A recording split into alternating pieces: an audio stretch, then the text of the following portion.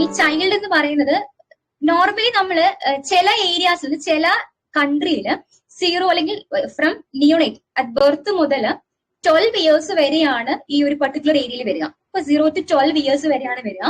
എന്നാൽ ചില ഏരിയയിൽ 0 to 18 ഇയേഴ്സും പറയുന്നുണ്ട്. ഓക്കെ, അറ്റ് ബർത്ത് ജനിക്കുന്ന ആ ഒരു ടൈം മുതൽ 12 ഇയേഴ്സ് വരെ നമ്മൾ പീഡിയാട്രിക്സ് എന്ന് പറയാറുണ്ട്. എന്നാൽ ചില കൺട്രിയിൽ ചില രാജ്യങ്ങളിൽ അത് 18 വരെ പോയിട്ടുണ്ട്. നമ്മുടെ ഇവിടെ നമ്മൾ 12 വരെയാണ് പീഡിയാട്രിക് എന്ന് പറയുന്ന ഗ്രൂപ്പിനെ ഉൾപ്പെടുത്തുന്നത്. ഓക്കെ, സോ നിങ്ങൾക്കൊരു പിക്ചർ ഉണ്ട്. എല്ലാവരും പിക്ചർ നോക്കിയേ. നിങ്ങൾക്ക് എന്താണ് ഈ പിക്ചർ മനസ്സിലായേ? നിങ്ങൾക്ക് എന്താണ് ഈ പിക്ചർ കോൺട്രിബ്യൂട്ട്, എന്താണ് ഫോക്കസ് ചെയ്യുന്നത്? ഇനി എന്തെങ്കിലുമൊക്കെ മനസ്സിലാവുന്നുണ്ടോ പിക്ചർ കണ്ടിട്ട്? ഓക്കെ, സോ സിംപ്ലി നമുക്കിത് കണ്ടാൽ ഡ്രെയിനേജ് സിസ്റ്റം ആണെന്ന് പറയാം. It's A drainage system.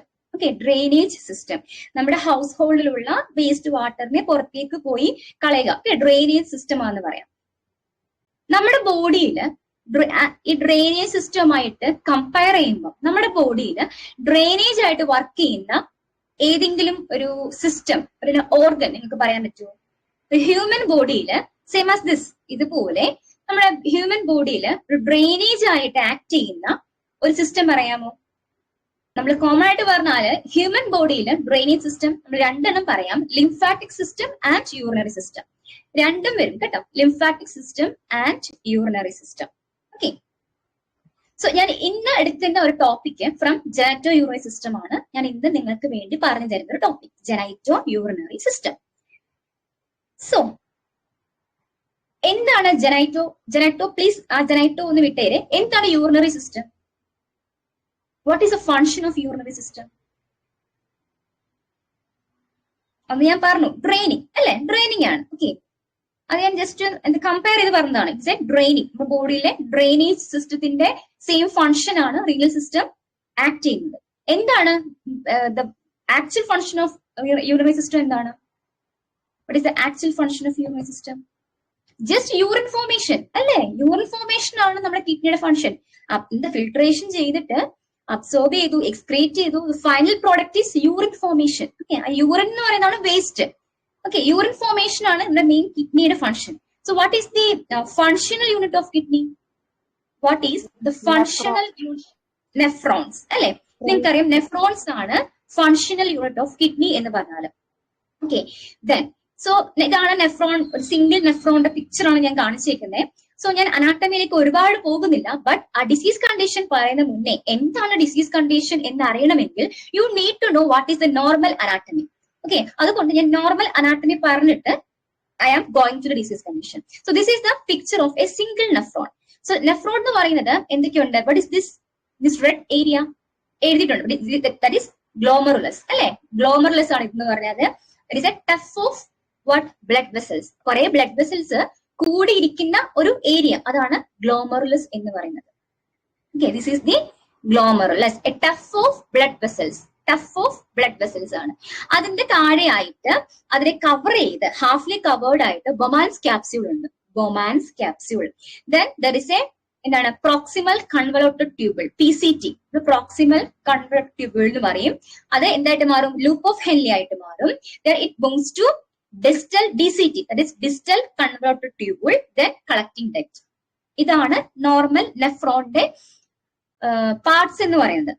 Glomerulus, Bowman's capsule, PCT, proximal convoluted tubule, loop of Henle, DCT, that is distal convoluted tubule, and CD, that is collecting duct. ഇതാണ് normal parts of A nephron എന്ന് പറഞ്ഞാൽ.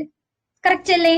ഇനി ഇവർക്ക് ഓരോ ആൾക്കാർക്കും ഓരോ പാർട്ടിനും അവരുടേതായ functions ഉണ്ട്. ഓക്കെ, അതില് നമ്മുടെ ഡിസീസ് കണ്ടീഷൻ വരുന്ന അല്ലെങ്കിൽ നമ്മുടെ ഡിസീസ് അഫക്ട് ചെയ്യുന്ന ഏരിയ എന്ന് പറയുന്നത് നമ്മുടെ ഈ ഒരു ഏരിയ ആണ്. That is glomerulus and Bowman's capsule. ഈ ഒരു ഏരിയയാണ് നമ്മുടെ ഡിസീസ് കണ്ടീഷൻ അഫക്ട് ചെയ്യുന്നത്. സോ ഞാൻ ആ ഏരിയ മാത്രമാണ് ഫോക്കസ് ചെയ്യുന്നത്. ഓക്കെ, സോ ഞാൻ ഓൾറെഡി പറഞ്ഞു വാട്ട് ഈസ് ഗ്ലോമറുലസ്. എന്താണ് ഗ്ലോമറുലസ് എന്ന് പറഞ്ഞാല്? ടഫ് ഓഫ് ബ്ലഡ് വെസൽസ് അല്ലെ? കുറച്ച് ബ്ലഡ് വെസൽസിന്റെ കൂട്ടമാണ് ഗ്ലോമറുലസ് എന്ന് പറഞ്ഞാല്. സോ ഈ ഗ്ലോമറുലസിന്റെ അകത്തേക്ക് വരുന്ന വെസൽസ് ആണ് അഫറന്റ് ആർട്ടീരിയോൾ എന്ന് പറയും. അത് ഗ്ലോമറുലസിന്റെ ഉള്ളിലേക്ക് ഞാൻ പറഞ്ഞു കിഡ്നി അല്ലെങ്കിൽ നമ്മുടെ ഈ നെഫ്രോൺസ് ബ്ലഡിനെ ഫിൽട്ടർ ചെയ്യും. ഓക്കെ, ഈ നെഫ്രോൺസിന്റെ ഉള്ളിലേക്ക് വരുന്ന ബ്ലഡിനെ ഫിൽട്ടർ ചെയ്ത് ആവശ്യമില്ലാത്ത കാര്യങ്ങളെ കളയുകയും ആവശ്യമുള്ള കാര്യങ്ങളെ വീണ്ടും റീഅബ്സോർബ് ചെയ്ത് ഫൈനലി യൂറിനായിട്ട് പുറത്തേക്ക് ബോഡിയിൽ നിന്ന് എലിമിനേറ്റ് ചെയ്യാം. ഇതാണ് റീനൽ സിസ്റ്റത്തിന്റെ ഫംഗ്ഷൻ, സിംപിളി ഫംഗ്ഷൻ എന്ന് പറഞ്ഞാൽ. സോ ഈ ഒരു പ്രോസസ്സ് സ്റ്റാർട്ട് ചെയ്യുന്നത് നമ്മുടെ ഗ്ലോമറുലസിലാണ്. ഓക്കെ, അപ്പൊ ടഫ് ഓഫ് ബ്ലഡ് വെസൽസ് എന്ന് ഞാൻ പറഞ്ഞു. സോ ഇത് ഈ ബൊമാൻസ് ക്യാപ്സ്യൂളിന്റെ ഉള്ളിലേക്ക് വരുന്ന വെസലാണ് അഫറന്റ് ആർട്ടീരിയോൾ. ഓക്കെ, ബൊമാൻസ് ക്യാപ്സ്യൂളിന്റെ ഉള്ളിലേക്ക് വരുന്ന ബ്ലഡ് വെസലാണ് അഫറന്റ് ആർട്ടീരിയോൾ. അത് ഉള്ളിൽ പോയിട്ട് ബ്ലഡ് സർക്കുലേറ്റ് ചെയ്ത് ഫിൽട്രേഷൻ നടന്നിട്ട് എന്ത് ചെയ്യും, എഫറന്റ് ആർട്ടീരിയോൾ വഴി പുറത്തേക്ക് പോകും. ഓക്കെ, അപ്പം ഗ്ലോമറുലസിന്റെ അകത്തേക്ക് വരുന്ന, ഗ്ലോമറുലസിന്റെ ഉള്ളിലേക്ക് ബ്ലഡിനെ കൊണ്ടുപോകുന്നതാണ് afferent arteriole. Then after filtration the blood moves out of the glomerulus via the efferent arteriole. Okay, ഇനി അപ്പോ ഈ അകത്ത് വന്നു പുറത്ത് കയറി, ഈ അകത്ത് വരുമല്ലോ, ഈ അകത്ത് വരുന്നതിനിടയ്ക്ക് കുറച്ച് സംഭവങ്ങൾ നടക്കുന്നുണ്ട്. ഈ ഫിൽട്രേഷൻ ചെയ്യുമ്പോൾ കുറെ കാര്യങ്ങൾ നടക്കുന്നുണ്ട്. അതാണ് നമുക്ക് അറിഞ്ഞിരിക്കേണ്ടത്. ഓക്കെ, ദെൻ ഈ നമ്മുടെ ഗ്ലോമറുലസ്, ഓക്കെ, നമ്മുടെ ഗ്ലോമറുലസ് എന്ന് പറഞ്ഞാല് 3 ലെയേഴ്സ് ഉണ്ട്. 3 layers. First is endothelium. Endothelium which is fenestrated. എന്താ ഫെനിസ്ട്രേറ്റഡ് എന്ന് പറഞ്ഞാല്? ഫെനിസ്ട്രേഷൻ, ഫെനിസ്ട്രേറ്റഡ്, ചെറിയ ചെറിയ ഹോൾസ് ഉണ്ട്, ടൈനി ഹോൾസ് ഉണ്ട്, ഫെനിസ്ട്രേറ്റഡ് എന്ന് പറയും. അതിന്റെ പുറകിലായിട്ട് ഇതിന്റെ ബേസ്മെന്റ് മെംബ്രെയിൻ. ഓക്കെ, അതായത് ഞാൻ ഈ പറഞ്ഞ നമ്മുടെ ഈ ഗ്ലോമറുലസിന്റെ ലെയേഴ്സ് ആണ് ഞാൻ ഈ പറയുന്നത്. First is endothelium which is fenestrated, then there is a basement membrane, അതിന്റെ താഴെയായിട്ടാണ് പോഡോസൈറ്റ്. ഓക്കെ, ഇങ്ങനെ പിക്ചറിൽ കാണാൻ പറ്റും. നോക്കിയേ, എൻഡോത്തീലിയം ഉണ്ട്, basement membrane, this is endothelium, ഈ യെല്ലോ കളേർഡ് ആണ് basement membrane. Then there are cells called podocytes. Okay, there are cells called podocytes.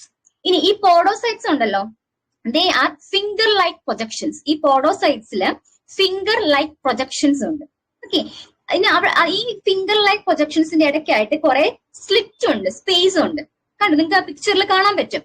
Podocytes ഉണ്ട്, this is the endothelium, there is basement membrane and podocytes. പോഡോസൈറ്റ്സിന്റെ ഇടയ്ക്കായിട്ട് കുറെ space ഉണ്ട്, അതിന്റെ പേരാണ് slit എന്ന് പറയും. സ്ലിറ്റ്, സ്പേസ്, സ്ലിറ്റ് എന്ന് പറയും. ഞാൻ പറഞ്ഞു ഇവരെല്ലാം ഫെനിസ്ട്രേറ്റഡ് ആണ്. സോ സ്മോൾ സ്മോൾ ഹോൾസ് ഉണ്ട്. നമ്മൾ കിച്ചണിൽ യൂസ് ചെയ്യുന്ന അരിപ്പയില്ലേ, അതുപോലെയാണ് ഇവരുടെ അനാട്ടമി. നമ്മൾ കിച്ചണിൽ യൂസ് ചെയ്യുന്ന അരിപ്പയുടെ ഫംഗ്ഷൻ എന്താ? നമ്മൾ കിച്ചണിൽ യൂസ് ചെയ്യുന്ന അരിപ്പയുടെ ഫംഗ്ഷൻ എന്താ? ഫിൽട്രേഷൻ, അരിച്ചു കളയുക. എന്തരിച്ചു കളയുക?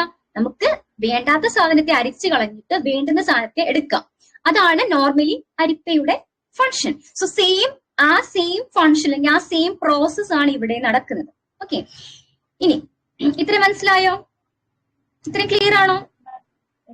ഓക്കെ, അപ്പൊ നമ്മുടെ ഈ ഗ്ലോമറുലസിലെ ഉള്ളിലേക്ക് വന്ന ബ്ലഡിൽ നിന്നും നമുക്ക് വേണ്ടാത്ത കാര്യങ്ങളെ പുറത്തേക്ക് കളയണം, വേണ്ടുന്ന കാര്യങ്ങളെ എടുക്കണം, അല്ലെ? ഇനി ഇപ്പൊ ഞാൻ പറഞ്ഞു നമ്മൾ കിച്ചണിൽ യൂസ് ചെയ്യുന്ന അരിപ്പ. ഞാൻ അരിപ്പ എടുത്തു, അതിൽ ഞാൻ എന്തെങ്കിലും അരിക്കാൻ വേണ്ടിട്ട് എന്തെങ്കിലും സാധനം മാവോ എന്തെങ്കിലും ഇട്ടു എന്ന് വിചാരിക്കുക. ഞാനിപ്പോ അരിപ്പ എടുത്തു, മാവ് ഇട്ടു, അരിപ്പ അവിടെ വെച്ചു. അവിടെ വെച്ച് കഴിഞ്ഞാൽ തന്നെ അരിച്ചു പോവോ? വേണ്ടാത്ത സാധനം തന്നെ അരിച്ചു പോവോ? ഇല്ല. നമ്മൾ എന്ത് ചെയ്യണം?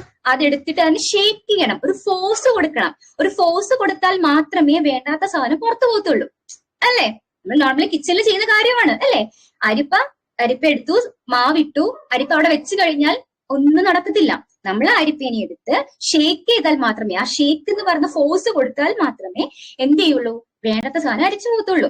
സോ അതുപോലെ തന്നെ ഈ ഗ്ലോമറുലസിന്റെ ഉള്ളിലേക്ക് വരുന്ന ബ്ലഡിനെ, ബ്ലഡ് കിടപ്പുണ്ട്, ഈ ബ്ലഡ് അങ്ങനെ സ്റ്റാറ്റിക് ആയിട്ട് നിന്നാല് ഇങ്ങനെ അരിച്ചു പോകത്തില്ല, വേണ്ടാത്ത കാര്യങ്ങൾ പുറത്തേക്ക് പോകത്തില്ല. അതിന് നമ്മൾ ഈ ഷേക്ക് ചെയ്യുന്ന പോലെ ഒരു ഫോഴ്സ് ഉണ്ട്. ആ ഫോഴ്സ് ആണ് സ്റ്റാർലിംഗ് ഫോഴ്സ് എന്ന് പറയും. സ്റ്റാർലിംഗ്, STARTLING, സ്റ്റാർലിംഗ് ഫോഴ്സ് എന്ന് പറയും. മെയിൻലി നിങ്ങൾക്ക് അറിയാം, സ്റ്റാർലിംഗ് ഫോഴ്സ് എന്ന് പറയുന്നത് 2 ടൈപ്സ് ഓഫ് ഫോഴ്സസ്. പ്രഷർ ഉണ്ട്, ഫോഴ്സിനെ പ്രഷർ എന്നും പറയാം. 2 ടൈപ്പ് ഓഫ് പ്രഷർ ഉണ്ട്, that is hydrostatic pressure and നമ്മുടെ ബോഡിയിലെ വേറൊരു പ്രഷർ ഏതാണ്? Oncotic pressure. Okay, hydrostatic pressure and oncotic pressure. ഈ 2 പ്രഷർ ആണ് ഇതിന്റെ ഉള്ളിൽ കയറുന്ന ബ്ലഡിന് ഫോഴ്സ് കൊടുത്ത് വേണ്ടാത്ത കാര്യങ്ങളെ എലിമിനേറ്റ് ചെയ്ത് കളയുന്നത്. Which are the pressures? Hydrostatic and oncotic pressure. Hydrostatic pressure എന്ന് പറഞ്ഞാൽ എന്താണ്? വാട്ടർ എക്സേർട്ട് ചെയ്യുന്ന പ്രഷർ. വാട്ടർ കാപ്പിലറിയുടെ വാൾസിൽ എക്സേർട്ട് ചെയ്യുന്ന പ്രഷറാണ് hydrostatic pressure. And oncotic pressure എന്ന് വെച്ചാൽ എന്താ? ഓങ്കോട്ടിക് പ്രഷർ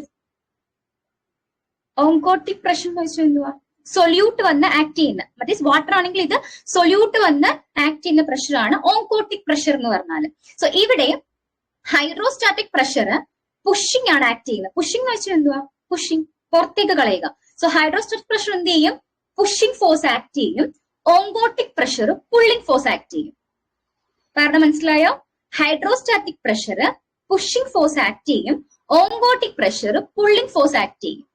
മനസ്സിലായോ? ഈ രണ്ട് പ്രഷറാണ് ഈ ഫിൽട്രേഷൻ ഹെൽപ്പ് ചെയ്യുന്നത്.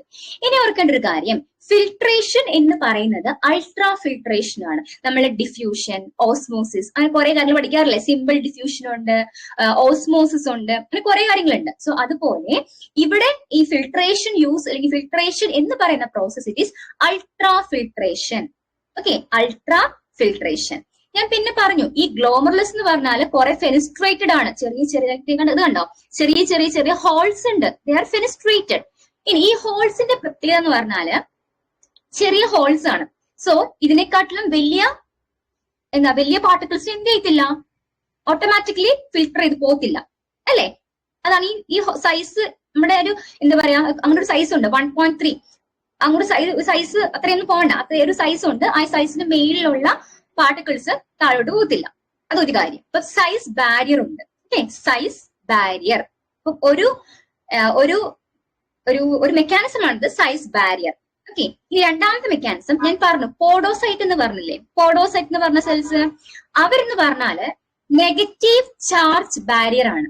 ഓക്കെ, നെഗറ്റീവ് ആയിട്ടുള്ള, ഇപ്പം ഞാൻ പറയുവാണ്, നമ്മുടെ ബോഡിയിലെ പ്രോട്ടീൻസ് ഉണ്ടല്ലോ, proteins they are negative charge. Proteins negative charge ആണ്. ഓക്കെ, ഈ പ്രോട്ടീൻസ് ആണ് ഓങ്കോട്ടിക് പ്രഷർ മെയിൻറ്റെയിൻ ചെയ്യുന്നത്. അപ്പൊ നമ്മുടെ ബോഡിയിലുള്ള പ്രോട്ടീൻസ് എന്ന് പറഞ്ഞാല് മെയിൻലി ആൽബുമിൻ, ഗ്ലോബുലിൻ ഒക്കെയാണ്. ഓക്കെ, നമ്മളിവിടെ ഫോക്കസ് ചെയ്യുന്നത് ആൽബുമിൻ ആണ്. Albumin.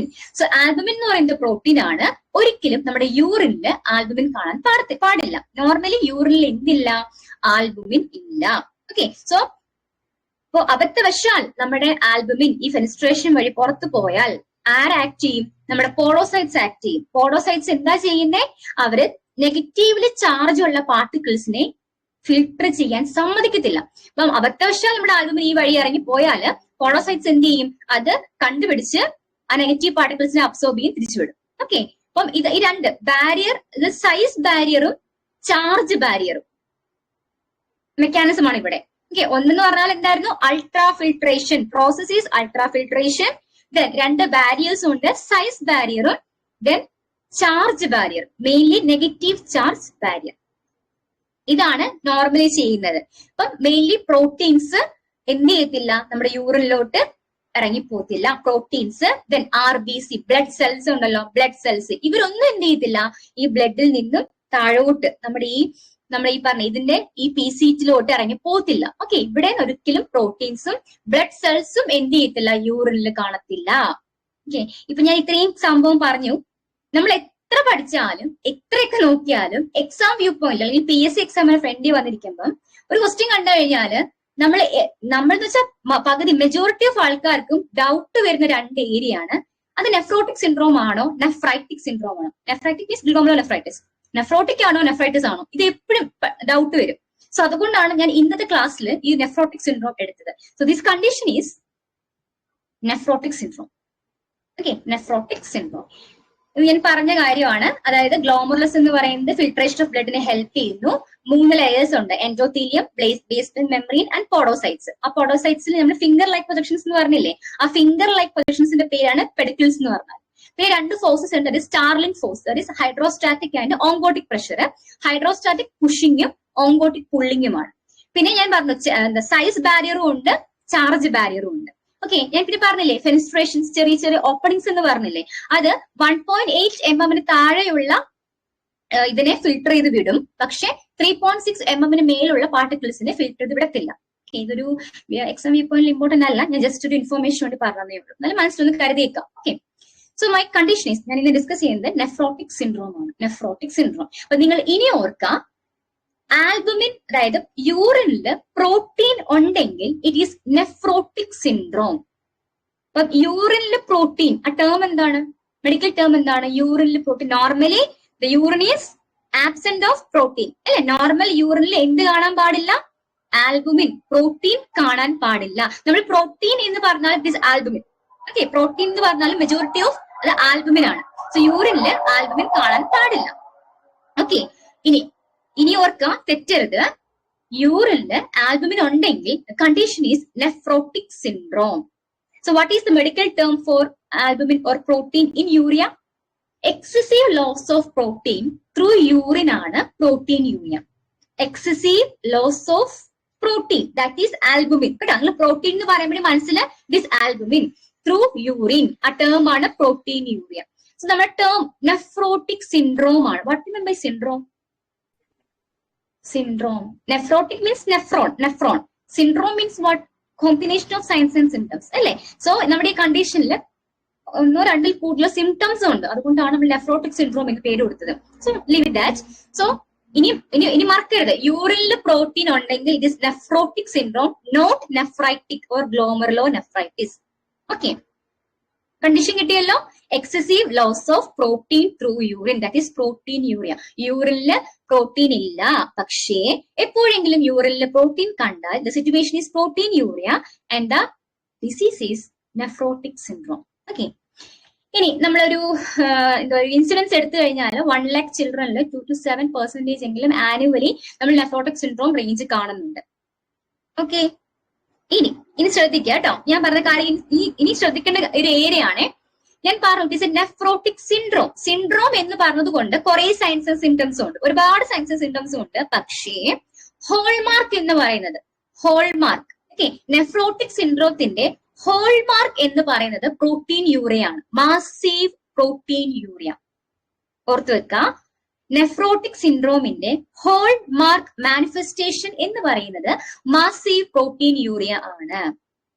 Whole mark manifestation of nephrotic syndrome is massive proteinuria. അപ്പൊ പ്രോട്ടീൻയൂറിയ എന്ന് വെച്ചാൽ എന്തായിരുന്നു? യൂറിനില് പ്രോട്ടീന്റെ അളവ്, പ്രോട്ടീൻ എവിടുന്നാ പോയേ? ബ്ലഡിൽ നിന്നും. So what will happen in the ബ്ലഡിൽ പ്രോട്ടീൻ എന്ത് സംഭവിക്കും?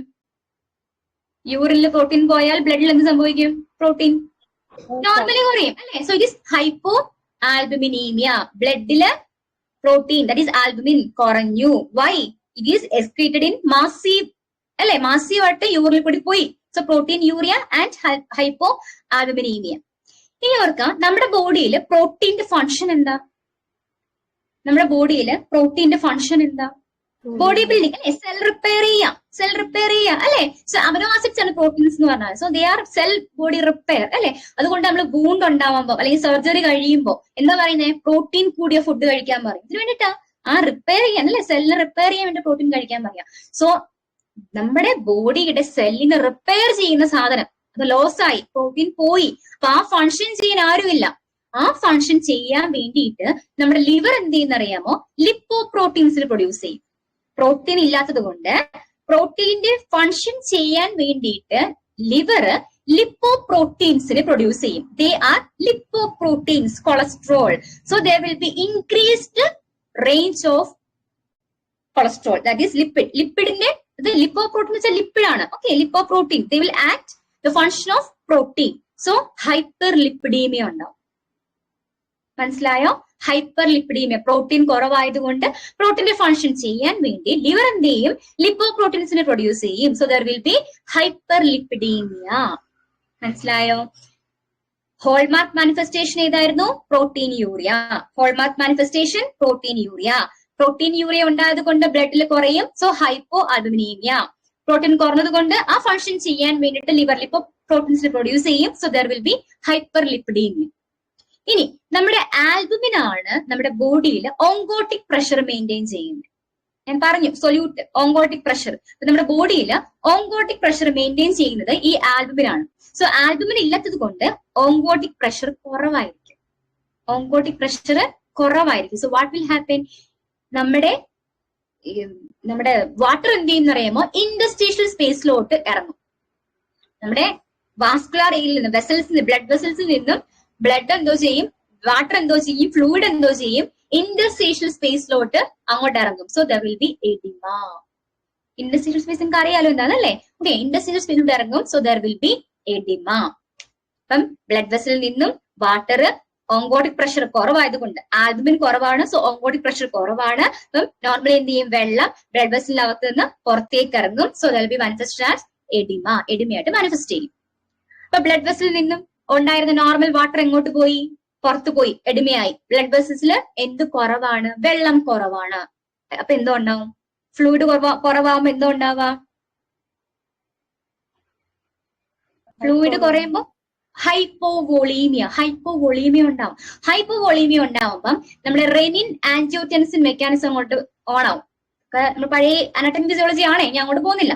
സോ ഹൈപ്പോവോളീമിയ ആകുമ്പോൾ renin angiotensin aldosterone mechanism activate ആയിട്ട് കിഡ്നിക്ക് കമ്മ്യൂണിക്കേഷൻ കൊടുക്കും. എന്തോന്നറിയാമോ, വെള്ളം കുറവാണ്, കുറച്ചും കൂടി വാട്ടറിനെയും സോഡിയത്തെയും അബ്സോർബ് ചെയ്യാൻ. അപ്പൊ എക്സ്ട്രാ എന്തോ ചെയ്യും, അപ്പം ഒരു സീഡോ ആയിട്ടുള്ള ഹൈപ്പോവോളീമിയ ഉണ്ടായി. നമ്മുടെ ബോഡിയിൽ നിന്ന് വെള്ളം പോയില്ല അല്ലെ, ഷിഫ്റ്റ് ഉണ്ടായതേ ഉള്ളൂ. ഷിഫ്റ്റ് ഉണ്ടായപ്പം ബ്ലഡ് വെസൽസിനൊക്കെ ഹൈപ്പോവോളീമിയ ആയപ്പം റെനിൻ ആക്ടിവേറ്റ് ആയിട്ട് നമ്മുടെ കിഡ്നിക്ക് മെസ്സേജ് കൊടുക്കും, ഇവിടെ വെള്ളം കുറവാണ്. സോ എന്ത് ചെയ്യാ, ഈ കുറച്ചും കൂടി സോഡിയത്തെയും വാട്ടറിനെയും അബ്സോർബ് ചെയ്യാൻ. സോ എക്സ്ട്രാ ഫ്ലൂയിഡ് ഓവർലോഡ്, അതും എന്ത് ചെയ്യും, എഡിമ കൂട്ടും. മനസ്സിലായോ? So these are the tetrad of nephrotic syndrome. ഒന്ന് ഞാൻ പറഞ്ഞു, hallmark is proteinuria. Hallmark is, കാരണം പ്രോട്ടീൻ യൂറിയ ആണ് ഇത്രയും സംഭവം ഉണ്ടാക്കിയേക്കുന്നത്. മനസ്സിലായോ? So hallmark manifestation is proteinuria and tetrad of manifestation of nephrotic syndromes are proteinuria, hypoalbuminaemia, hyperlipidaemia and oedema. ഇത്രയും മനസ്സിലായോ? അതുകൊണ്ടാണ് ഇതിനെ നെഫ്രോട്ടിക് സിൻഡ്രോം എന്ന് പറയുന്നത്. സോ ഇത്തിയോളജി ഒരു വലിയൊരു ഇമ്പോർട്ടന്റ് ആയിട്ടല്ല, എന്നാലും ഞാൻ പറഞ്ഞു, നമ്മുടെ അരിപ്പ ഉണ്ടല്ലോ, ഗ്ലോമറുലസിന്റെ അരിപ്പ, അതിന്റെ പെർമിയബിലിറ്റിയെ ബാധിക്കുന്ന എന്ത് കാര്യമോ നമുക്ക് ഇത്തിയോളജി ആയിട്ട് പറയാം. കാരണം പെർമിയബിലിറ്റി എന്ന് വെച്ചാൽ നിങ്ങൾക്ക് അറിയാലോ. അപ്പൊ ഗ്ലോമറുലസിന്റെ പെർമിയബിലിറ്റിയെ ബാധിക്കുന്ന എല്ലാ കാര്യങ്ങളും ഇവിടെ ഇത്തിയോളജിയാണ്. നമ്മൾ എല്ലാ ഡിസീസ് കണ്ടീഷനിലും പറയുന്ന പോലെ first aetiology is unknown, that is idiopathic. Okay, unknown ആണ്, നമുക്ക് അറിയില്ല, ആൻഡ് ഇഡിയോപതിക്. പിന്നെ ജനറ്റിക്കുമായിട്ട് വേറെ ഉണ്ട്, ജനറ്റിക് ആൻഡ് കൺജനൈറ്റൽ ആയിട്ട് എഫക്ട് സിൻഡ്രോം വേറെ ഉണ്ട്. പിന്നെ കിഡ്നിയുടെ എന്തെങ്കിലും ഡിസീസ് കണ്ടീഷൻസ്, കിഡ്നിക്ക് ഉണ്ടാകുന്ന വേറെ എന്തെങ്കിലും ഡിസീസ് കണ്ടീഷൻ നമ്മുടെ ഗ്ലോമറുലസിനെ പെർമിബിലിറ്റി അഫക്ട് ചെയ്യാം. ഓക്കെ, സോ ഫോർ എക്സാമ്പിൾ കുറച്ച് എക്സാമ്പിൾസ് ഞാൻ പറയാം. ബ്ലഡ് ക്ലോട്ട്, നമ്മുടെ കിഡ്നിയുടെ നമ്മുടെ വെയിൻസിൽ എവിടെയെങ്കിലും ബ്ലഡ് ക്ലോട്ട് ഉണ്ടെങ്കിൽ അത് പെർമിബിലിറ്റിയെ ബാധിക്കാം. നമ്മുടെ ഗ്ലോമറുലസ് എന്ന് പറയുന്നത് എന്താ, ടഫ് ഓഫ് ബ്ലഡ് വെസൽസ് അല്ലേ. അപ്പൊ ആ ബ്ലഡ് വെസൽസിനിടയ്ക്ക് എന്തെങ്കിലും ക്ലോട്ട് ഫോർമേഷൻ ഉണ്ടെങ്കിൽ പെർമിബിലിറ്റിയെ ബാധിക്കാം.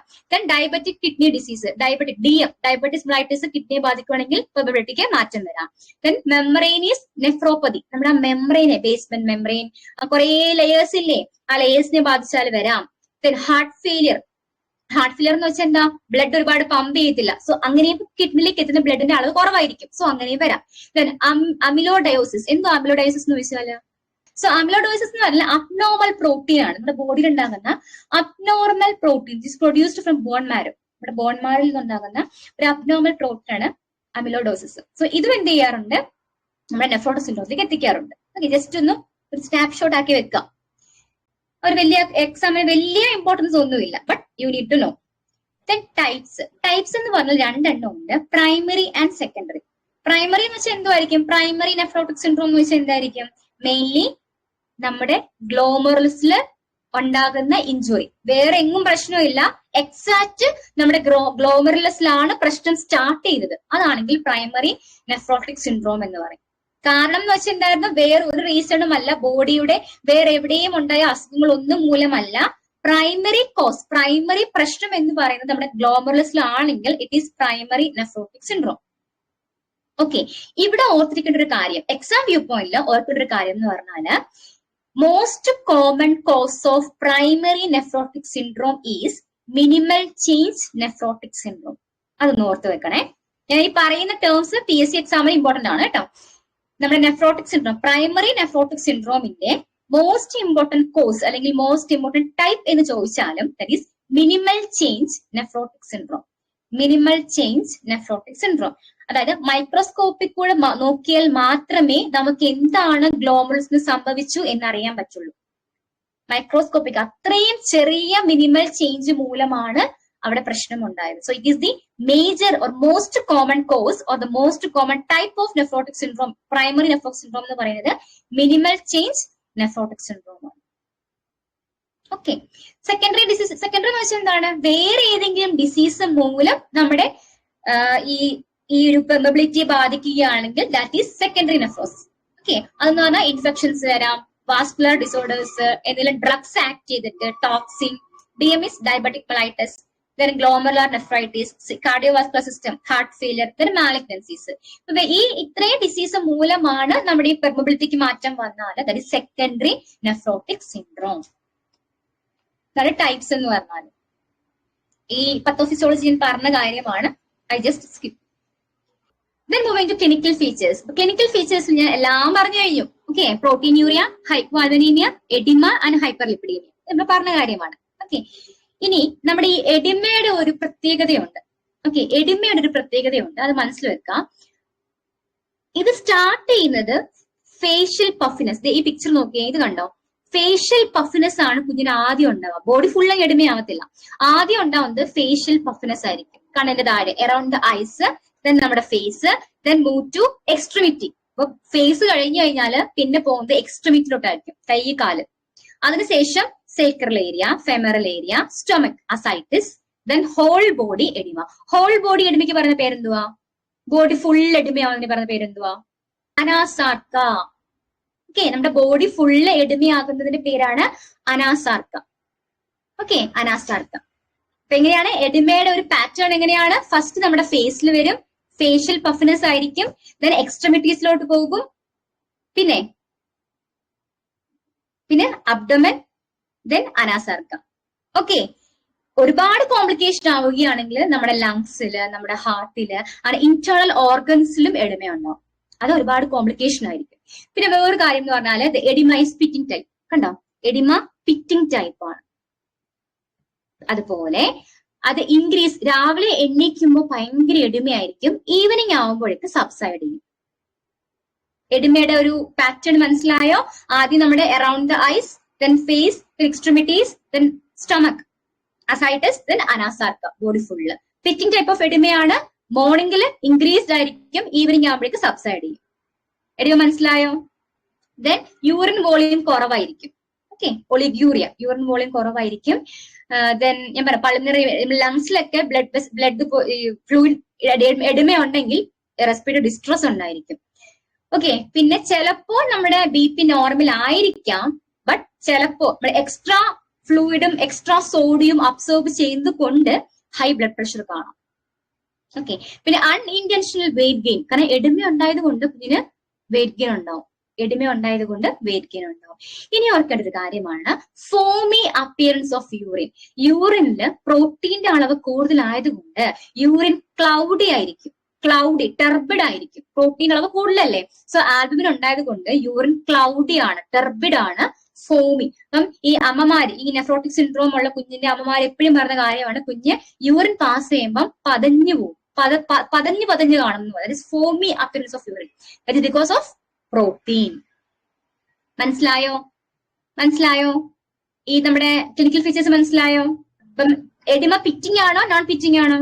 പിറ്റിംഗ് എഡിമയാണ് അല്ലെ? മോർണിംഗിലാണോ കൂടുതൽ, ഈവനിങ് ആണോ കൂടുതൽ? മോർണിംഗിലായിരിക്കും. മോർണിംഗിലാണ്. എവിടെയാണ് ഫസ്റ്റ് എഡിമ കാണുന്നത്? ഫേസില് അറൌണ്ട് ദ ഐസ് ആയിരിക്കും. ഓക്കെ. ഇനി കുഞ്ഞിന് ശ്വാസമുട്ടല്, എന്താ പറയാ, റെസ്പിറേറ്ററി ഡിസ്ട്രസ് ഉണ്ടെങ്കിൽ അത് കോംപ്ലിക്കേഷൻ ആയി എന്ന് വിചാരിക്കുക. കേട്ടോ? നെഫ്രോസിസ് സ്റ്റാർട്ട് ചെയ്ത് ലാസ്റ്റ് സ്റ്റേജിലോട്ട് പോവുകയാണ്. Okay. This is the clinical manifestations. BP കൂടാൻ കാരണം എന്താ? Extra sodium, extra water absorb ചെയ്യുന്നുണ്ട്, അതുകൊണ്ട് BP കൂടും. Then pale and irritable. Pale and irritable എന്ന് പറഞ്ഞാൽ എഡിമാറ്റിസ് അല്ലേ? അപ്പൊ നമ്മുടെ സ്കിന്നിന് പെയിൽ, ഇറിറ്റബിൾ ആയിരിക്കും. റെസ്പിറേറ്ററി ഡിസ്ട്രസ് വരാൻ കാരണം നമ്മുടെ ഹൈഡ്രോതൊറാക്സ്, ലങ്സിൽ ഫ്ലൂയിഡ് എഡിമയായി. So there will be respiratory distress. Then pain, abdomen and diarrhoea. വയറ്റിൽ വേദന വരാൻ കാരണം എന്താ? അസൈറ്റിസ് അല്ലെ? വെള്ളം കെട്ടിക്കിടക്കൂല്ലേ? സോ വേദന ഉണ്ടാവും. നമ്മുടെ അബ്ഡമനിൽ അത്രയും വെള്ളം ഉണ്ടെങ്കിൽ പ്രഷർ കൂടുതൽ, so there will B diarrhoea. Pressure ഉണ്ടെങ്കിൽ ഡയേറിയ ഉണ്ടാവും. ദെൻ പ്രോട്ടീനൂറിയ നിങ്ങൾക്ക് അറിയാം, ഡിക്രീസ്ഡ് വോളിയം, കാരണം കിഡ്നിയുടെ ഫംഗ്ഷൻ കുറയുക, സോ യൂറിൻ കുറവായിരിക്കും. ഓക്കെ. ഇതാണ് ക്ലിനിക്കൽ മാനിഫെസ്റ്റേഷൻസ്. എഡിമയുടെ കാര്യം ഓർത്ത് വെക്കുക. പിന്നെ ഞാൻ പറഞ്ഞ കാര്യമാണ്, അമ്മമാർ എപ്പോഴും പറയുന്ന ഒരു പ്രശ്നമാണ് foamy appearance of urine. Urine cloudy ആയിരിക്കും, ടെർബിഡ് ആയിരിക്കും, ഫോമി ആണ്. It is because of presence of albumin. ഇനി ഡയഗ്നോസിസ് എന്ന് പറഞ്ഞാല് ഒരുപാടൊന്നും ഇല്ല, 3 കാര്യം ഓർത്ത് വെക്കുക. ഒന്ന്, കുഞ്ഞിന്റെ യൂറിൻ യൂറിനില് എത്ര പ്രോട്ടീൻ ഉണ്ടെന്ന് നോക്കും. കുഞ്ഞിന്റെ യൂറിനില് എത്ര പ്രോട്ടീൻ ഉണ്ടെന്ന് നോക്കും. That is 24-hour urine collection. 24 hour 24 മണിക്കൂറിൽ കുഞ്ഞ് പാസ് ചെയ്യുന്ന യൂറിൻ സ്റ്റോർ ചെയ്ത് വെക്കും. എന്നിട്ട് ആ യൂറിന് എത്ര പ്രോട്ടീൻ ഉണ്ടെന്ന് നോക്കും. അപ്പൊ 24 hour യൂറിൻ എടുത്തിട്ട് അതില് 3.5 gram പ്രോട്ടീൻ ഉണ്ടെന്നുണ്ടെങ്കിൽ you can diagnose as nephrotic syndrome. അപ്പൊ ഡയഗ്നോസിസ് കിട്ടിയോ? 24 hour യൂറിൻ എടുത്തിട്ട് നമ്മള് സാധാരണ യൂറിൻ ചെക്ക് ചെയ്യുന്ന എങ്ങനെയാ? ചെറിയ ബോട്ടിൽ എടുത്ത് കൊടുക്കും അല്ലെ? യൂറിൻ നമ്മളങ്ങനെ ചെക്ക് ചെയ്യാൻ കൊടുക്കുക. പക്ഷെ ഇവിടെ അങ്ങനെയല്ല. നമുക്ക് എന്ത് വേണം? 24 hour യൂറിൻ വേണം. ഒരു കന്നാസ് കൊടുക്കും. നമ്മൾ നോർമലി നമ്മുടെ മെഡിക്കൽ കോളേജിൽ കന്നാസ് കൊടുക്കും കുഞ്ഞിന്. അതിലേക്ക് 24 hour യൂറിൻ കളക്ട് ചെയ്യാൻ പറയും. 24 hours കഴിയുമ്പോൾ ഇപ്പൊ ഇന്നൊരു 6 മണിക്ക് കുഞ്ഞ് യൂറിൻ പാസ് ചെയ്ത് കളക്ട് ചെയ്താല് 24 hours കഴിയുന്നത് വരെ കളക്ട് ചെയ്യണം. എന്നിട്ട് ആ യൂറിൻ നമ്മൾ ലാബിൽ കൊടുക്കും. അപ്പൊ ആ ലാബില് ആ 24 hours കളക്ട് ചെയ്ത യൂറിനില് 3.5 gram ഈ പ്രോട്ടീൻ ഉണ്ടെങ്കിൽ, അതിലും കൂടുതലുണ്ടെങ്കിൽ ദാറ്റ് ഈസ് നെഫ്രോട്ടിക് സിൻഡ്രോം. മനസ്സിലായോ? ആ ഒരു വാല്യൂ മറക്കരുത്. 3.5 gram, more than 3.5 gram in 24 hour urine collection. Followed by ബ്ലഡിൽ അൽബിൻ നോക്കും. യൂറിനിൽ ഉണ്ടല്ലോ, സോ ബ്ലഡിൽ നോർമലി കുറയണം. അപ്പൊ ബ്ലഡിൽ നമ്മൾ അൽബിൻ നോക്കും. അതില് 3 gram/dl കുറവാണെങ്കിൽ ഓർപ്പിക്കാം. അപ്പൊ ബ്ലഡില് 3.3 gram/dl കുറവും യൂറിനില് 3.5 gram മോറും ആണെങ്കിൽ ദാറ്റ് ഈസ് നെഫ്രോട്ടിക് സിൻഡ്രോം. നമുക്ക് അതിന്റെ കൂടെ ബ്ലഡില് ലിപ്പിഡ് നോക്കാം അല്ലെ? ഹൈപ്പർ ലിപ്പിഡീമിയ അല്ലേ? അപ്പൊ ലിപ്പിഡ് നോക്കാം. പിന്നെ കിഡ്നി ബയോപ്സി എടുക്കാം. കാരണം പെർമിബിലിറ്റി ബാധിക്കുമല്ലേ? നമ്മൾ ആ ലെയറിനെയല്ലേ ബാധിക്കുന്നേ. സോ ബയോപ്സി എടുത്ത് ചെക്ക് ചെയ്യാം. ഓക്കെ. പിന്നെ നമ്മുടെ ക്ലിനിക്കൽ മാനിഫെസ്റ്റേഷൻസ് ധാരാളം മതിയാവും. ക്ലിനിക്കൽ മാനിഫെസ്റ്റേഷൻസ് അതിന്റെ കൂടെ ഒരു സാധനമാണ് coagulation panel. Coagulation means what? എന്താ കൊയാഗുലേഷൻ എന്ന് പറഞ്ഞാൽ? ക്ലോട്ടിംഗ് ഫാക്ടേഴ്സ് നോക്കും. എന്തിനാ ക്ലോട്ടിംഗ് ഫാക്ടേഴ്സ് ഇവിടെ നോക്കുന്നേ? നമ്മുടെ കിഡ്നി അല്ലേ പ്രശ്നം? ക്ലോട്ടിംഗ് ഫാക്ടേഴ്സ് പ്രൊഡ്യൂസ് ചെയ്യുന്ന ആരാ? ലിവർ ആണ് ക്ലോട്ടിംഗ് ഫാക്ടേഴ്സ് പ്രൊഡ്യൂസ് ചെയ്യുന്നത്. നമ്മുടെ കിഡ്നിക്ക് അല്ലേ പ്രശ്നം? പിന്നെ why you are checking coagulation panel? ഞാൻ പറഞ്ഞു നമ്മുടെ പ്രോട്ടീൻ കുറയുമ്പം കിഡ്നിയുടെ ഫംഗ്ഷൻ കുറയുക. സോ ലിവർ എന്ത് ചെയ്യും? സഹായിക്കാൻ വരും. അപ്പൊ ഓവറായിട്ട് ലിപ്പോപ്രോട്ടീൻസ് ഒക്കെ പ്രൊഡ്യൂസ് ചെയ്യുമ്പോൾ നമ്മുടെ കൊയാഗുലേഷൻ പാറ്റേണിൽ മാറ്റം വരും. അതുകൊണ്ട് കൊയാഗുലേഷൻ പാനലും ചെക്ക് ചെയ്യണം. ഓക്കെ. അതൊരു കോമ്പൻസേറ്ററി മെക്കാനിസം എന്ന് പറയാം. കിഡ്നി ഫെയിൽ ആയതുകൊണ്ട് ലിവർ ഹെൽപ്പ് ചെയ്യാൻ വരുന്നു. Compensatory mechanism. ലിവർ വന്നില്ലെങ്കിൽ ഫുൾ പ്രശ്നമാണ്. ഓക്കെ. കോമ്പൻസേഷന് വേണ്ടിയിട്ട് ലിവർ വന്നു. സോ അവിടെ നമുക്ക് കൊയാഗുലേഷൻ പാനലോട് നോക്കണം. ഓക്കെ.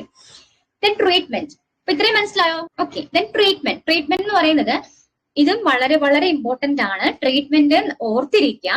ഇനിഷ്യൽ എപ്പിസോഡ് കുഞ്ഞിന് ആദ്യമായിട്ടാണ് നെഫ്രോട്ടിക് സിൻഡ്രോം നമ്മള് കുഞ്ഞിന് മാനിഫെസ്റ്റ് ചെയ്യുന്നെങ്കിൽ the drug of choice is corticosteroid therapy. Okay. Corticosteroid therapy ആണ് നമ്മൾ കുഞ്ഞിന് കൊടുക്കുന്നത്. The drug is prednisolone 2 mg/kg/day. ഇത് മറക്കല്ലേ. പ്രെഡ്നിസോളോൺ 2 mg/kg/day. മാക്സിമം നമുക്ക് 60 mg വരെ കൊടുക്കാം. സിംഗിൾ ഡോസ് ആയിട്ടോ ഡിവൈഡ് ഡോസ് ആയിട്ടോ കൊടുക്കാം ഫോർ 6 weeks. അപ്പൊ കുഞ്ഞിന് ആദ്യമായിട്ട് നെഫ്രോട്ടിക് സിൻഡ്രോം വന്നു കഴിഞ്ഞാൽ നമ്മൾ പ്രെഡ്നിസോളോൺ 2 mg/kg/day നമ്മൾ എത്ര നാൾ കൊടുക്കും? 6 week കൊടുക്കും. 6 week കൊടുത്തു കഴിഞ്ഞാൽ നമ്മൾ ഇത് കോർട്ടിക്കോസ്റ്റിറോയിഡ് ആയതുകൊണ്ട് തന്നെ പെട്ടെന്ന് നിർത്താൻ പാടില്ല. നമ്മൾ ടേപ്പർ ചെയ്ത് വരണം.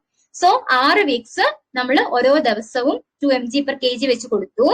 അതിനുശേഷം നമ്മൾ എന്ത് ചെയ്യും? 1.5 mg/kg/day ഓൾട്ടർനേറ്റീവ് ഡേയ്സിൽ കൊടുക്കും. എല്ലാ ദിവസവും കൊടുക്കാതെ ഓൾട്ടർനേറ്റീവ് ഡേയ്സിൽ 1.5 mg/kg/day കൊടുക്കും. അത് എത്ര നാൾ കൊടുക്കും? 6 weeks. Then we will discontinue the drug. ഇതാണ് കോർട്ടിക്കോസ്റ്റിറോയിഡ് തെറാപ്പി. മറക്കല്ല കേട്ടോ. ഇനിഷ്യൽ എപ്പിസോഡ് ഫസ്റ്റ് എപ്പിസോഡ് ആണെങ്കിൽ പ്രെഡ്നിസോളോൺ 2 mg/kg/day for 6 weeks. Then followed by 1.5 mg/kg/day for 6 weeks. പക്ഷെ എങ്ങനെ പോകുന്നത്? ഓൾട്ടർനേറ്റീവ് ഡേയിൽ. Then you will discontinue the drug. കിട്ടിയോ? മനസ്സിലായോ? ഇത് മറക്കരുത് കേട്ടോ. ഈ ഒരു ഡോസ് മറക്കല്ലേ. എക്സാമിന് ചോദിക്കുന്നതാണ്. 2 mg/kg/day for 6 weeks followed by 1.5 mg/kg/day for next 6 weeks. എങ്ങനെയാണ്? ഓൾട്ടർനേറ്റീവ് ഡേ ആയിട്ട്. Then you will stop. അതാണ് ഇനിഷ്യൽ എപ്പിസോഡ്. ഇനി റിലാപ്സ് ആണെങ്കിൽ what you mean by relapse? Relapse എന്ന് വെച്ചാൽ എന്തുവാ? വീണ്ടും വരുന്നത്. രണ്ടാമത്തെ വരികയാണെങ്കിൽ നമ്മൾ ആദ്യം ഡ്രഗ്സ് കൊടുത്തു, കുഞ്ഞെല്ലാം ഓക്കെ ആയി, പിന്നെയും വരികയാണ്. അതാണ് റിലാപ്സ് എന്ന് പറഞ്ഞത്. മെയിൻലി റിലാപ്സ് വരാൻ കാരണം നമ്മൾ ഈ ഡ്രഗ് ഇത് നമ്മൾ ഹോസ്പിറ്റലിൽ വെച്ച് കൊടുത്തിട്ട് നമ്മൾ ഇത് വീട്ടിൽ പറഞ്ഞു വിടും. അപ്പൊ വീട്ടിൽ പോയിട്ട് കുഞ്ഞ് കറക്റ്റ് ആയിട്ട് ഡ്രഗ് കഴിച്ചില്ലെങ്കിൽ റിലാപ്സ് വരും. റിലാപ്സ് വന്നു കഴിഞ്ഞാൽ നമ്മൾ ചെയ്യുന്ന കാര്യം എന്ന് പറഞ്ഞാല് പ്രെഡ്നിസോളോൺ 2 mg/kg/day സെയിം ഡോസ് ആണ്. as a single or divided dose until urine albumin is trace or nil for 3 consecutive days. ഇവിടെ എങ്ങനെയായിരുന്നു? 6 ആഴ്ച കൊടുക്കുമായിരുന്നു അല്ലെ? നമ്മുടെ ഈ ഒരു ഡ്രഗിന്റെ ഡോസ് 6 വീക്സ് കണ്ടിന്യൂസ് കൊടുക്കുമായിരുന്നു. പക്ഷെ റിലാപ്സ് ആണെങ്കിൽ നമ്മൾ സെയിം ഡോസ് എന്ന് വരെ കൊടുക്കും? യൂറിനില് ആൽബുമിൻ 3 ദിവസം, നമ്മൾ 3 ദിവസം 24 അവർ യൂറിൻ നോക്കും. അപ്പൊ 3 ദിവസവും ട്രേസ് ആൽബുമിൻ കുറയുകയാണെങ്കിൽ നമ്മൾ സ്റ്റോപ്പ് ചെയ്യാം. സ്റ്റോപ്പ് ചെയ്യുമല്ല, ടാപ്പർ ചെയ്യണം. നമ്മൾ 1.5 mg/kg ഓൾട്ടർനേറ്റീവ് ഡേയ്സിൽ 4 വീക്സ് വരെ കൊടുക്കുക. Then you need to stop. ഇപ്പൊ റിലാപ്സിൽ ഈ ഒരു കാര്യം മറക്കരുത്. ഇവിടെ 6 വീക്സ് അല്ല, 3 കോൺസിക്യൂട്ടീവ് ഡേയ്സിൽ യൂറിൻ നോക്കിയിട്ട് ആൽബുമിൻ കുറവാണെങ്കിൽ നമ്മൾ ടേപ്പർ ചെയ്തിട്ട് 4 വീക്സിൽ 1.5 mg/kg ഡെയിലി കൊടുക്കും ഓൾട്ടർനേറ്റീവ് ഡേയ്സിൽ. ഇത് റിലാപ്സ് ആണെങ്കിൽ. ഓക്കെ, ഇനി ഫ്രീക്വന്റ് റിലാപ്സ്. എന്ത് ഫ്രീക്വന്റ് റിലാപ്സ് എന്ന് ചോദിച്ചാൽ ഇടയ്ക്കിടയ്ക്കിടയ്ക്ക് വന്നുകൊണ്ടിരിക്കുക, ഒറ്റ പ്രാവശ്യമല്ല, പിന്നെയും വന്നുകൊണ്ടിരിക്കുവാണെങ്കിൽ നമ്മൾ എന്ത് ചെയ്യുന്ന അറിയാമോ? ഒരു 9 to 18 months വരെ നമ്മൾ എന്ത് ചെയ്യും? പ്രെഡ്നിസോളും കൊടുക്കും. അതിന്റെ ഡോസ് ഓർത്ത് വെക്കണം എന്നില്ല. എക്സാമിന് ഫുൾ ടൈം ചോദിക്കുന്നത് ഈ ഒരു ഡോസ് ആണ്. ഇനിഷ്യൽ എപ്പിസോഡ് ഡോസേജ് ആണ് ചോദിക്കാറ് കേട്ടോ. അപ്പൊ ഇവിടെ നമ്മൾ എപ്പോഴും കുഞ്ഞിന് പിന്നെയും വന്നുകൊണ്ടിരിക്കുകയാണെങ്കിൽ നമ്മൾ 9 to 18 months വരെയൊക്കെ കുഞ്ഞിന് നമ്മൾ പ്രെഡ്നിസോളും കൊടുക്കും കേട്ടോ. അത് 0.5 to 0.7 ചെറിയ ഡോസ് ആണ്. 2 ഒന്നും കൊടുക്കത്തില്ല, കാരണം ഇത്രയും നാൾ കൊടുക്കുകയല്ലേ, അപ്പൊ ടോക്സിറ്റി ആവും. സോ ചെറിയ എമൗണ്ട് ഓഫ് ഡോസ് നമ്മൾ 18 months വരെ കൊടുക്കും. അപ്പൊ ഇങ്ങനെ കൊടുക്കുന്നത് കൊണ്ട് ചിലപ്പം ടോക്സിറ്റി ഉണ്ടായാൽ നമ്മൾ എന്ത് കൊടുക്കും? ഇമ്മ്യൂണോ മോഡുലേറ്റേഴ്സ് കൊടുക്കും, ഇമ്മ്യൂണിറ്റി കൂട്ടാൻ വേണ്ടിയിട്ട്. ഇത് സ്റ്റിറോയിഡ്സ് ആയതുകൊണ്ട് ഇമ്മ്യൂണിറ്റി കുറയും, ഇൻഫെക്ഷൻ ഉണ്ടാവും. സോ ഇൻഫെക്ഷൻ ഉണ്ടാകാതിരിക്കാൻ വേണ്ടി ഇമ്മ്യൂണോ മോഡുലേറ്റേഴ്സ് കൊടുക്കും. അവരാണ് സൈക്ലോഫോസ്ഫമൈഡ്, സൈക്ലോസ്പോർ. നമ്മൾ എപ്പോഴും യൂസ് ചെയ്യുന്നത് സൈക്ലോഫോസ്ഫമൈഡ് ആണ്. ഇത്രയും കിട്ടിയോ? മനസ്സിലായോ? ഡ്രഗ് ഓഫ് ചോയ്സ് ഏതായിരുന്നു? പ്രെഡ്നിസോളോൺ അല്ലെ? പ്രെഡ്നിസോളോൺ. ഇനി പ്രെഡ്നിസോളോൺ ടോക്സിറ്റി ഉണ്ടെങ്കിൽ നമ്മൾ എന്ത് കൊടുക്കും? Immuno modulators. അതിന്റെ പേരെന്താ? സൈക്ലോഫോസ്ഫമൈഡ്. ഓക്കെ, ഇനി സ്റ്റീറോയിഡ് റെസിസ്റ്റന്റ്. എന്താ സ്റ്റീറോയിഡ് റെസിസ്റ്റന്റ് എന്ന് പറഞ്ഞാൽ? അത് പ്രെഡ്നിസോളും കൊടുത്ത് റെസിസ്റ്റന്റ് ആയി. അങ്ങനെയാണെങ്കിൽ നമ്മൾ ഇത് രണ്ടെണ്ണം ഒരുമിച്ച് കൊടുക്കണം. ഓക്കെ, നമ്മൾ മീഥൈൽ പ്രെഡ്നിസോളും സൈക്ലോഫോസ്ഫമൈഡും ഒരുമിച്ച് കൊടുക്കും. പിന്നെ എഡിമ ഉണ്ടെങ്കിൽ എന്ത് കൊടുക്കും? ഡ്രഗ് ഓഫ് ചോയ്സ് ഏതാ? Diuretic, oral frusemide 1 to 3 mg. ഇതും വളരെ ഇമ്പോർട്ടന്റ് ആണ്, മറക്കരുത്. Drug of choice for oedema in nephrotic syndrome is frusemide. അതിന്റെ ഡോസും പഠിക്കണം, 1 to 3 mg/kg/day. ഈ റിഫ്രാക്ടറി എഡിമയാണെങ്കിൽ, ഒരുപാട് എഡിമ ഉണ്ടെന്നുണ്ടെങ്കിൽ, നമ്മുടെ ഈ ലങ്സിൽ റെസ്പിറേറ്ററി ഡിസ്ട്രസ് ഒക്കെ ഉണ്ടെന്നുണ്ടെങ്കിൽ അവിടെ നമ്മൾ കൊടുക്കുന്നത് ആൽബുമിൻ ഇൻഫ്യൂഷൻ ആണ്. അപ്പം വെറും എഡിമയാണെങ്കിൽ ഫ്രൂസിമൈഡ് 1 to 3 mg/kg/day. റിഫ്രാക്ടറി എഡിമയാണെങ്കിൽ you will give albumin infusion and followed by IV frusemide. ഇവിടെ ഓറൽ ആയിരുന്നു, ഇവിടെ IV ആയിരിക്കും. പിന്നെ ഡയറ്റ് എന്ന് പറഞ്ഞാൽ പ്രോട്ടീൻ കുറവല്ലേ, പ്രോട്ടീൻ പൊക്കോണ്ടിരിക്കുവല്ലേ. സോ എന്ത് ചെയ്യണം? പ്രോട്ടീൻ റീപ്ലേസ് ചെയ്യണം. So 2 to 2.5 gram/day. ഇതും ഇമ്പോർട്ടന്റ് ആണ്. ഡെയിലി 2 to 2.5 gram എന്ത് ചെയ്യണം? പ്രോട്ടീൻ ഇൻടേക്ക് ചെയ്യണം. പിന്നെ ഫാറ്റ് കൂടുതലാണ്, സോ ഫാറ്റ് അവോയ്ഡ് ചെയ്യാം.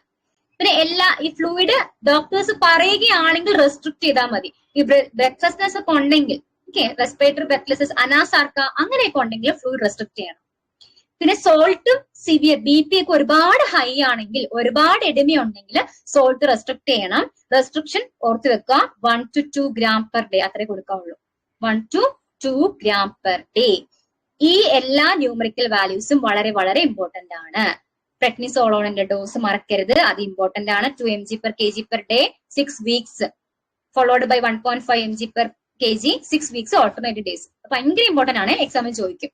പിന്നെ ചോദിക്കുന്നത് ഇതാണ് ഫ്രൂസിമൈഡിന്റെ ഡോസേജ്, അത് വളരെ ഇമ്പോർട്ടന്റ് ആണ്. പിന്നെ പ്രോട്ടീൻ ഇൻടേക്ക് എത്രയായിരിക്കണം, അതും ഇമ്പോർട്ടന്റ് ആണ്. പിന്നെ സാൾട്ട് റെസ്ട്രിക്ഷൻ, അത് 1 to 2 gram/day, അതും ഇമ്പോർട്ടന്റ് ആണ്. ഈ എല്ലാ ന്യൂമറിക്കൽ വാല്യൂസും വളരെ ഇമ്പോർട്ടന്റ് ആണ്, ഒന്നും സ്കിപ്പ് ചെയ്യാൻ പാടില്ല. Okay, then moving to immunisation. ഇനി ഇത് നമ്മുടെ എക്സാമിൽ ചോദിക്കുന്ന ഒരു ഏരിയ ആണ്. നെഫ്രോട്ടിക് സിൻഡ്രോം ഉള്ള ഒരു കുഞ്ഞിന് ഇമ്മ്യൂണൈസേഷൻ കൊടുക്കാമോ പറ്റില്ലയോ? What is your choice? Nephrotic syndrome ഉള്ള കുഞ്ഞിന് ഇമ്മ്യൂണൈസേഷൻ കൊടുക്കാമോ ഇല്ലയോ?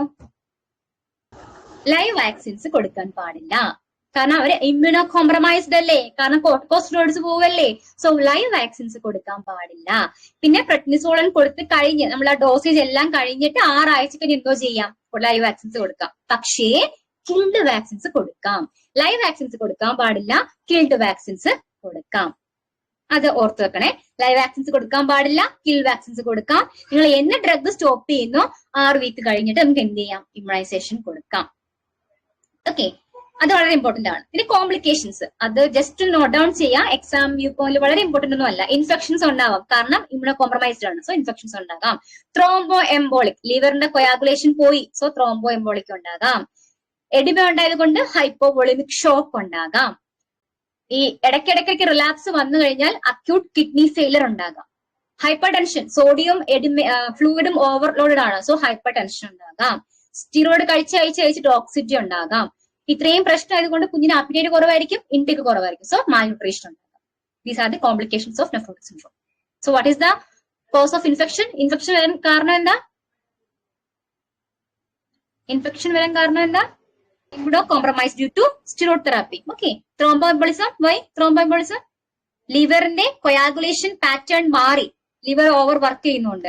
Y hypovolaemic shock? എഡിമയല്ലേ, ഒരുപാട് എഡിമയല്ലേ, അപ്പൊ ഫ്ലൂയിഡ് കുറഞ്ഞു, ഷോക്കിലേക്ക് പോകാം. ARF നിങ്ങൾക്ക് അറിയാം, ഒരുപാട് കിഡ്നി ഫംഗ്ഷൻ കുറഞ്ഞു വരുവാണെങ്കിൽ ARF. ഹൈപ്പർ ടെൻഷൻ, ഒരുപാട് സോഡിയം നമ്മൾ അബ്സോർബ് ചെയ്യുന്നുണ്ട്. ടോക്സിറ്റി, ഒരുപാട് സ്റ്റുഡൻസ് എടുക്കുന്നുണ്ട്. Then malnutrition. Okay, that complications. അപ്പൊ ഞാൻ ആദ്യം ചോദ്യം ചോദിച്ചപ്പോ നിങ്ങൾ പറഞ്ഞു നെഫ്രൈറ്റിക് ആണ്. ഐ തിങ്ക് നെഫ്രൈറ്റിക് മാത്രമാണ് പറഞ്ഞതെന്ന് തോന്നുന്നു. നെഫ്രൈറ്റിക് ആണ് പറഞ്ഞത്. സോ ഇനി മറക്കരുത് എന്താണ് നെഫ്രോട്ടിക്കും നെഫ്രൈറ്റിക് എന്നും.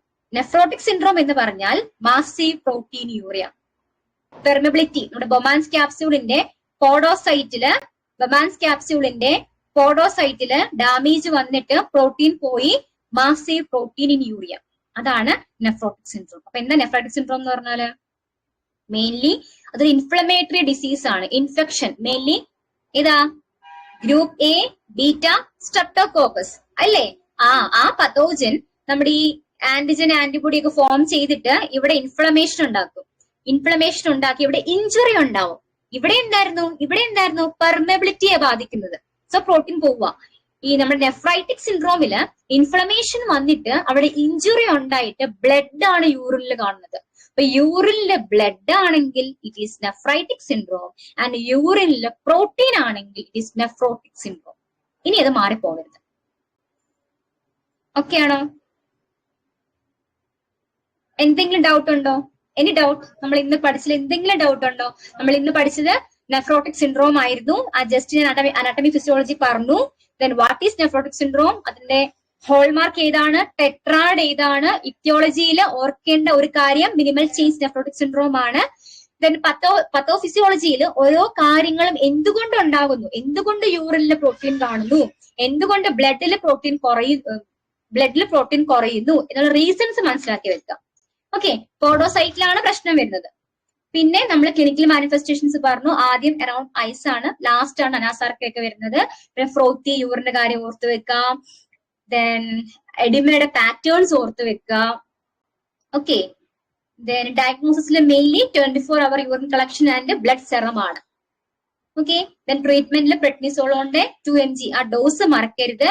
പിന്നെ നമ്മുടെ ഡയൂറിറ്റിക്സിന്റെ എഡിമയാണെങ്കിൽ ഡയൂറിറ്റിക്സിന്റെ ചോയ്സ്, ഡ്രഗ് ഓഫ് ചോയ്സ് ഏതാണ് അതിന്റെയും ഡോസ് മറക്കരുത്. റിഫ്രാക്ടറി ആണെങ്കിൽ ആൽബിൻ പ്ലസ് IV ഫ്രൂസിമൈഡ് ആണ്. ഡയറ്റ് പ്രോട്ടീന്റെ ഈ ഒരു ന്യൂമറിക്കൽ വാല്യൂ ഇമ്പോർട്ടന്റ് ആണ്. സോൾട്ട് റെസ്ട്രിക്ഷൻ ഉണ്ടെന്നുണ്ടെങ്കിൽ അതിന്റെ ന്യൂമറിക്കൽ വാല്യൂ ഇമ്പോർട്ടന്റ് ആണ്. പിന്നെ ലൈവ് വാക്സിൻസ് കൊടുക്കരുത് എന്ന് വരെ നമ്മുടെ ആ ഡ്യൂറേഷൻ ഓഫ് ട്രീറ്റ്മെന്റ് കഴിഞ്ഞ് കൊടുക്കാം. പിന്നെ കിൽഡ് വാക്സിൻസ് ഒക്കെ എപ്പോൾ വേണമെങ്കിലും കൊടുക്കാം. പിന്നെ കോംപ്ലിക്കേഷൻസ് അത് വലിയ ഇമ്പോർട്ടന്റ് ഒന്നും അല്ല, എക്സാം വ്യൂ പോയിന്റിൽ ഇമ്പോർട്ടന്റ് അല്ല. പിന്നെ എന്താ ഇനി മാറിപ്പോവരുത്, നെഫ്രോട്ടിക്കും മറക്കരുത്. യൂറിനില് ബ്ലഡ് ആണെങ്കിൽ ഇറ്റ് ഈസ് നെഫ്രൈറ്റിക്, ആൻഡ് യൂറിനില് പ്രോട്ടീൻ ആണെങ്കിൽ ഇറ്റ് ഈസ് നെഫ്രോട്ടിക്. ഓക്കെ ആണല്ലോ? എന്തെങ്കിലും ഡൗട്ട് ഉണ്ടോ? എന്റെ ഡൗട്ട് ജസ്റ്റ് റീക്യാപ്പ് ചെയ്യാം. ക്വസ്റ്റ്യൻ നോക്കിയേ, നമ്മുടെ PSC ചോദിച്ച ക്വസ്റ്റ്യൻ ആണ്.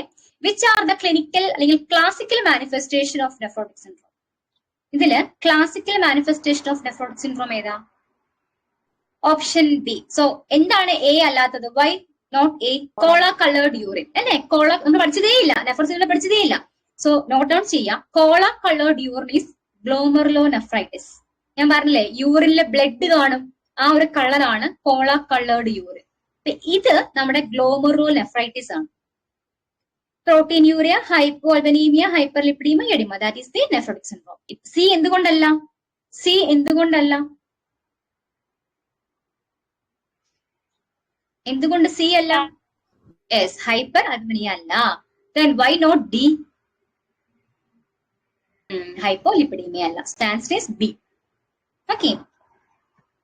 Then reason behind edema in nephrotic syndrome. So what is the reason behind the edema in nephrotic syndrome? Proteinuria, hypoalbuminemia, hyperlipidemia, hematuria.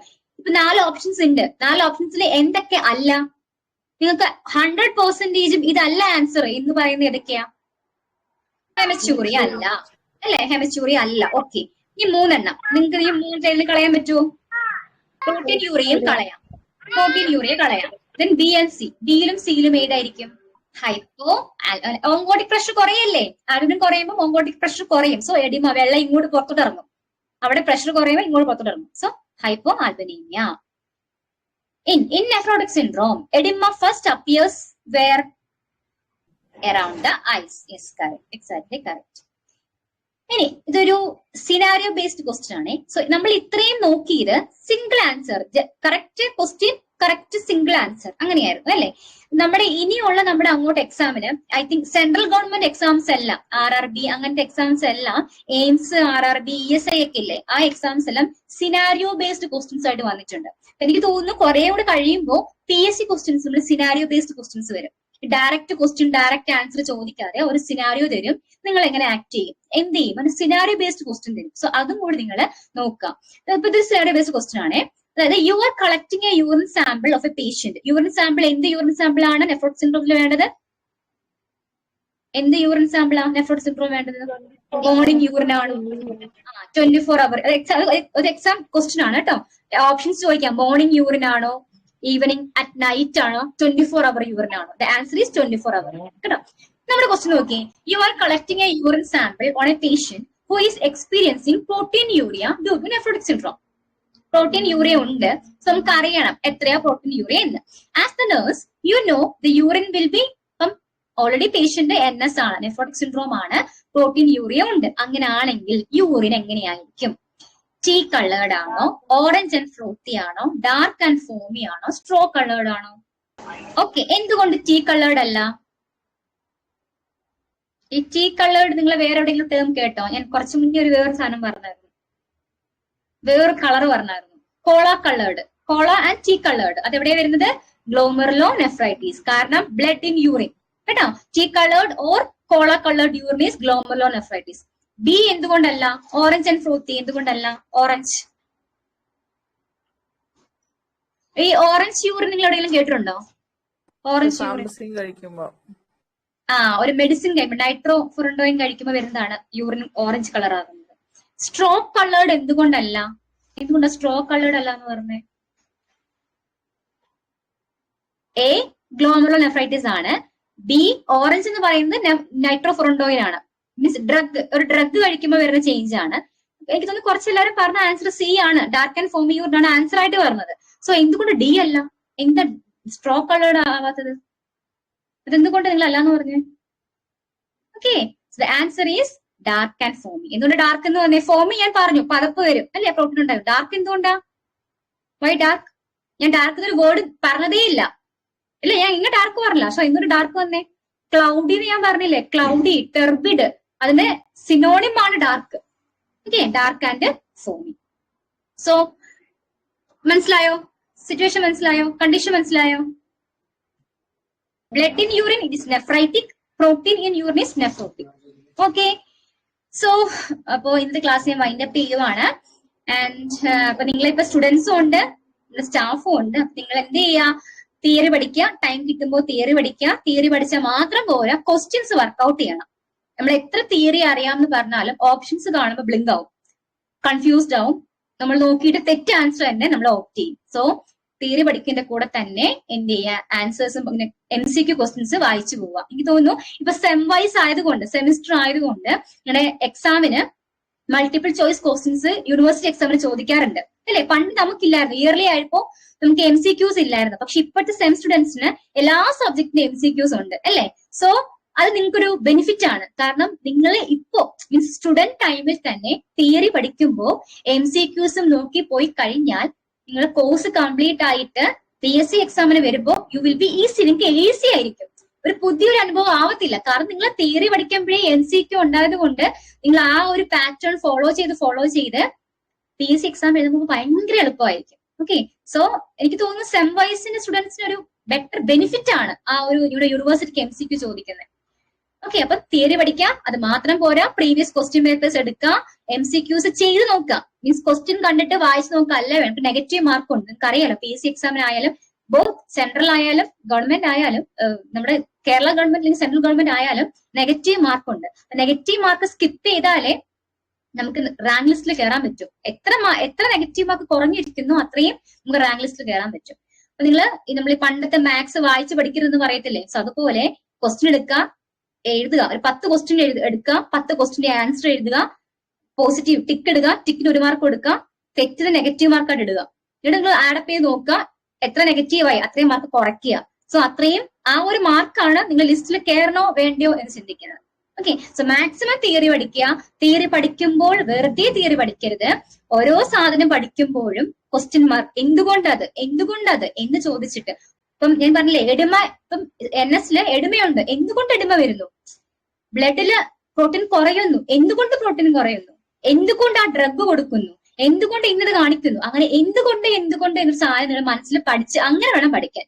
വെറുതെ നിങ്ങൾ ബുക്കിഷായി പോകാതെ അങ്ങനെ ആ ഒരു പാറ്റേണിൽ പഠിക്കുക. ക്വസ്റ്റ്യൻ പേപ്പേഴ്സ് കുറെ വർക്ക്ഔട്ട് ചെയ്യുക, then you will be very easy. ഞാൻ ആദ്യം പറഞ്ഞതുപോലെ ഫസ്റ്റ് സ്റ്റെപ്പ് വെച്ച് കഴിഞ്ഞാൽ പിന്നെ എല്ലാം എളുപ്പമാണ്. Okay, so all the best and thank you for your cooperation.